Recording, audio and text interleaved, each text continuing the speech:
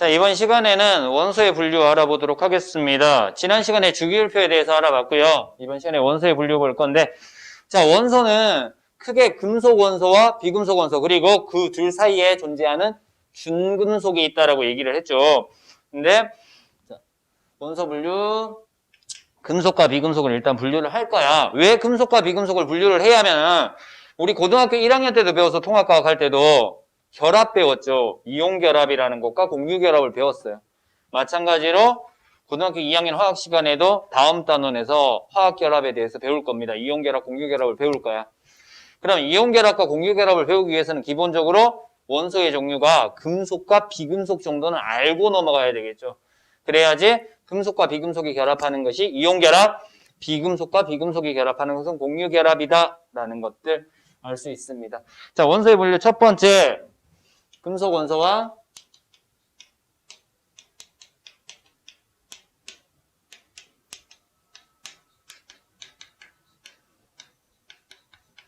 비금속 원소에 대해서 나와 있어요. 그러면은 아까 지난 시간에 주기율표를 봤어요. 그죠? 이전 강의에서 주기율표를 봤습니다. 주기율표에서 금속 원소는 어디 있다 그랬다? 왼쪽이랑 가운데에 금속 원소가 있다 그랬다. 근데 뭐는 예외? 수소 제외 라고 했죠. 왼쪽에 있지만 수소는 제외된다 라고 얘기를 했죠. 비금속 원소는 어디 있다? 오른쪽에 있었잖아. 그지? 오른쪽에 있었는데 뭐를 포함해야 돼? 수소는 포함해야 되죠. 이번에는.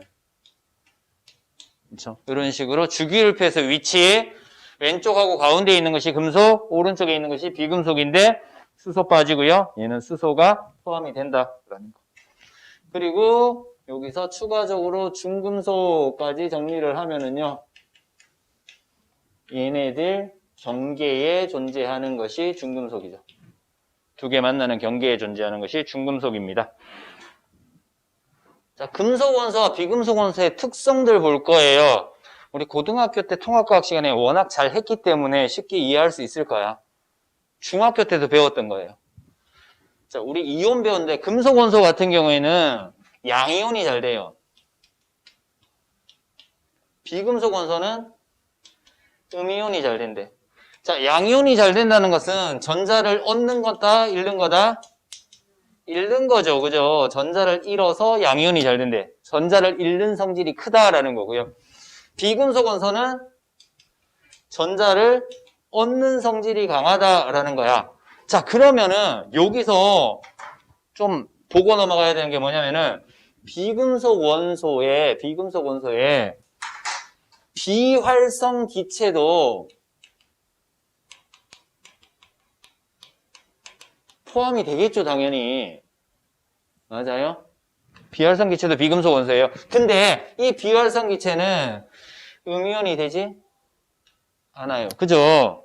반응을 안 하죠. 그래서 비활성 기체는 비금속 원소의 성질을 가지지 않는다라는 것도 알고 있어야 됩니다. 이해돼요? 자, 이렇게 되고 얘는 실온에서 어떤 상태로 존재해? 대부분 고체 상태로 존재를 합니다. 금속 원소는. 근데 액체인 거 하나 있지. 뭐 있어?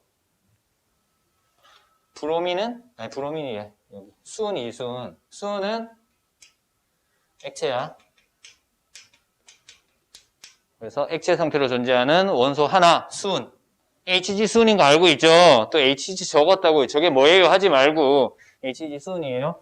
자, 비금속은 실온에서 전부 다 기체 또는 고체 상태로 존재를 해요. 근데 얘도 액체인 거 하나 있지. 뭐가? Br2로 나타내죠. 브라민은 액체 상태로 존재를 합니다. 실온에서 액체 상태로 존재하는 거 브로민이다 라고 알면 되고요. 금속 원소는요. 자유전자가 있어요. 금속 원소에는 전자가 있다. 그래서 자유전자 때문에 열과 전기 전도성이 크다. 열이나 전기 전도성이 크다. 근데 비금속 원소는 열과 전기 전도성이 작다. 거의 없다라는 거. 됐죠? 열과 전기가 잘 통하지 않는다. 뭐 이런 것들 알면 되고요.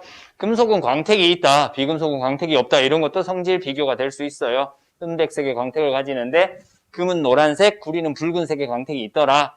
라는 것들도 있고요. 비금속은 광택이 없다라는 거. 자, 중금속 나와 있습니다. 주기율표 할 때도 설명했지만 중금속은 경계에 있어.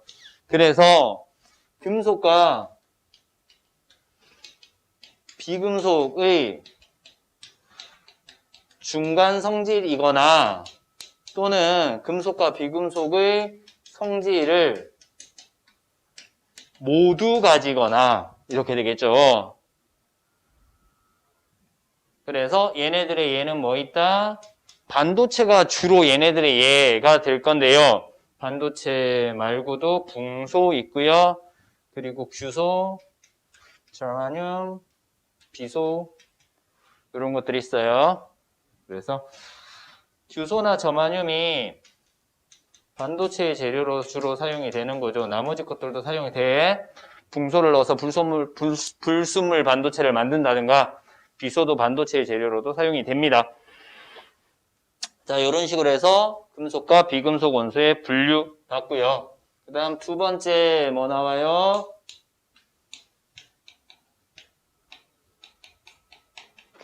동족 원소라고 나옵니다. 그럼 우리 주기율표에서 족을 일단 간단하게 정리를 할게요. 1족이 있었고 2족이 있었고 중간에 생략하자. 3부터 해서 12족까지 생략을 할 거예요. 그리고 13족 있었고요. 14족 있고요. 15족 있고요.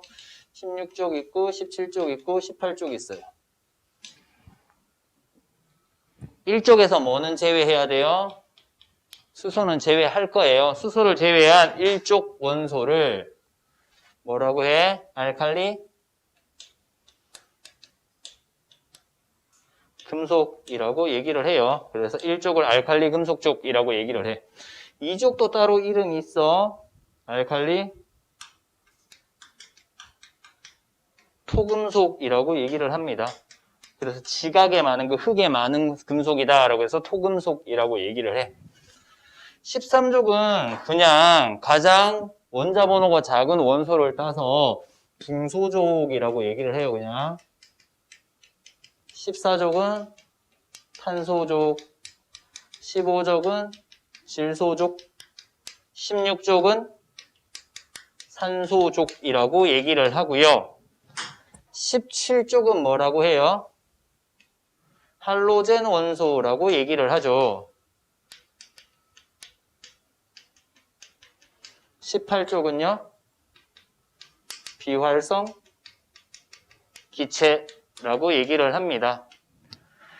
1, 2, 17, 18은 특정 명칭이 붙었단 말이야. 그치? 이렇게 특정 명칭이 붙었으면 특별한 성질이 가지기 때문에 명칭이 붙은 거야. 그래서 따로 잘 나오는 거지. 특히 잘 나오는 것들이 어떤 것다? 알칼리 금속과 할로젠 원소 2개 이렇게 묶어서 비교하는 것들 잘 나오고요. 그리고 비활성 기체 따로 잘 나와요. 알칼리 토금속은 옛날에 교과과정 바뀌기 전에 잘 나왔는데 현재는 잘 안 나와. 그래서 알칼리 토금속까지는 학교에서 좀 더 중요하게 다뤄주면 알면 되고 아니면은 몰라도 상관없는 내용입니다. 그래서 책에는 하나, 둘, 셋, 네 가지를 다 다뤄줬다, 그지? 알칼리 금속, 수소를 제외한 1족 원소이다. 그래서 리튬, 나트륨, 칼륨, 루비디움 같은 것이 있습니다. 자, 가장자리에 있을수록 비활성 기체 제외하고 가장자리에 있을수록 반응성이 커요.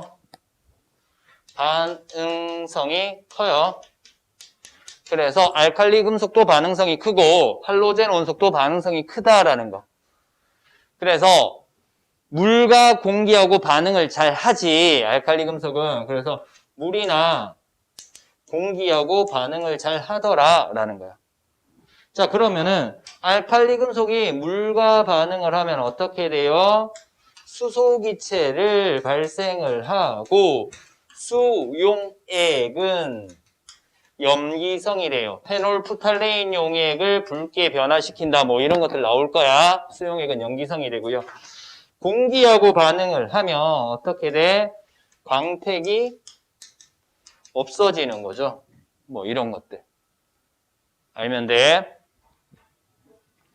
그리고 뭐가 되기 쉽다? 금속이니까 양이온이 되기 쉽다. 그래서 1족이면은 플러스 1, 전자를 하나 잃어서 플러스 1가 양이온이 되기 쉽다. 2족은 두 개를 잃어서 플러스 2가 되기 쉽다. 비활성 기체는 반응을 안 하고요. 할로젠 원소는 전자 하나를 얻어서 음이온, 마이너스 1가 음이온이 되기 쉽다라고 알면 돼. 됐죠? 그래서 알칼리 금속 이렇게 정리를 하고요. 알칼리 토금속인데 2족이야. 그냥 봐두면 돼. 넘어갈 거야. 얘보단 당연히 반응성이 작을 거고요. 플러스 2가 양이온이 된다. 이렇게만 알면 돼요. 할로젠 원소 반응성이 커요. 반응성이 크고요. 얘네들은 상온에서 이원자 분자로 존재를 해요. 그래서 F2, Cl2, Br2, I2 형태로 존재를 해.